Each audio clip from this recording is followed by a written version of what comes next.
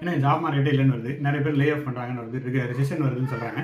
இதை எப்படிங்க ஹேண்டில் பண்ணுறது அப்படின்னு கொஸ்டின் எல்லாத்துக்குமே இருக்கும். பெரிய விஷயமே இல்லை. ஏன்னா ரிசெஷன் வர்றதோ ஜாப் எடுக்கிறதோ எடுக்காதோ கம்பெனி கையில் இருக்குது, மார்க்கெட் கையில் இருக்குது. அதை நம்ம ஏதாவது பண்ண முடியுமானா ஒன்றும் பண்ண முடியாது.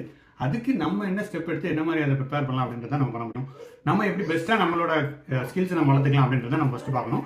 பிஓசி பண்ணி நீங்கள் எந்த ஜாபுக்கு போகணும்னு டார்கெட் பண்ணுறீங்களோ அதை நேரோ டவுன் பண்ணுங்கள்.